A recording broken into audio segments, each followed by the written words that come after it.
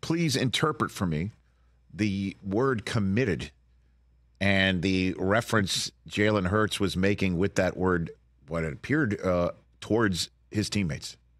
Yeah, I think it's always interesting when a player does this sort of thing. And, normally you won't see it as, a guy punching him between the eyes that way. But, Jalen Hurts is, I mean, seen as like a generational type of leader, just the leadership qualities he has, he's A plus. And so, he's got a good pulse for where that team is. And I don't think culture's ever been the issue there. Like they've got such a great leadership group. It's not just Jalen. I mean, they got the four guys, they're sort of core four, the two defensive linemen and Brandon Graham and Fletcher Cox, and the two offensive linemen and Lane Johnson and Jason Kelsey that have been such important pieces for them.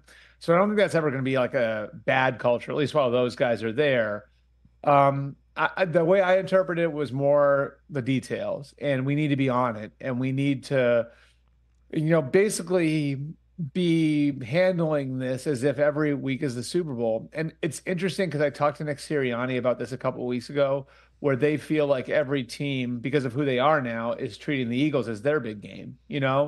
And there's an adjustment that a young team has to make when that becomes the case. And the Bills have dealt with it for a while. The Chiefs have obviously dealt with it for a while.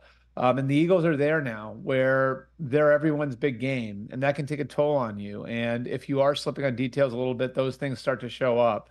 So I don't think that there's like a huge accountability issue in that locker room. It's a really good locker room, but my sense would be that what Jalen's getting at is a little bit more about they have to be on all the details this time of year. Well, again, the word committed means that somebody could be on the details. They choose not to Yeah. be, is Right. really what the Right. inference is right there. And you're saying that that is not I mean, an appropriate I think read. there's certainly there's certainly that piece of it where it's like there could be individuals that he is calling out there, and those people know who they are. And so, again, like the leadership they've had there is so strong that I don't think it's like a systemic issue, is what I'm saying.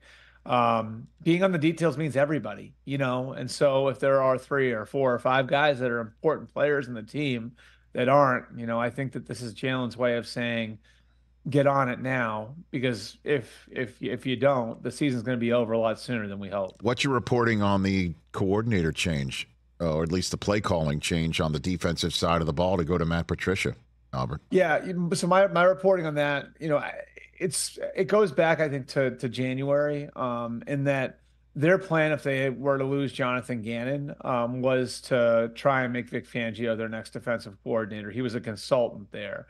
And because of the timing of Gannon being picked by Arizona as their next coach, it didn't really work out. Fangio had already committed to Miami. Gannon was planning on taking Nick Rawls, who's really well thought of in the organization, but maybe wasn't seen as quite ready to run the defense with him, to Arizona. And so they sort of middled it, where they went and got a guy who was once Vic Fangio's right hand man, in Sean Desai. And Sean's incredibly intelligent, but this is a new system. This is a new voice. And, you had, like a few off seasons now of building for Jonathan Gannon's system. And I just got the sense something was lost in translation there. And, really where the problem showed up most for them was on third down.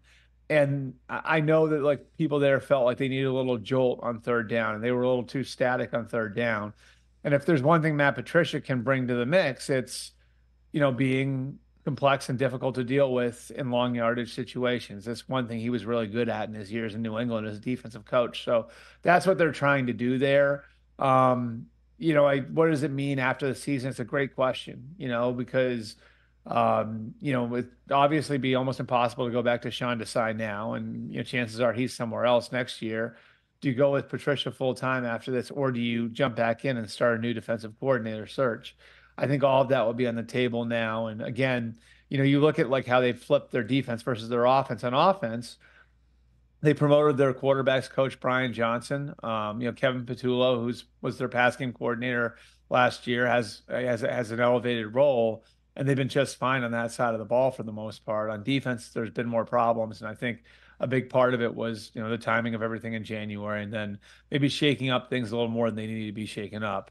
when you went to replace Jonathan Gannon. Catch the Rich Eisen Show every single day on the Roku channel, 12 to 3 Eastern, for free.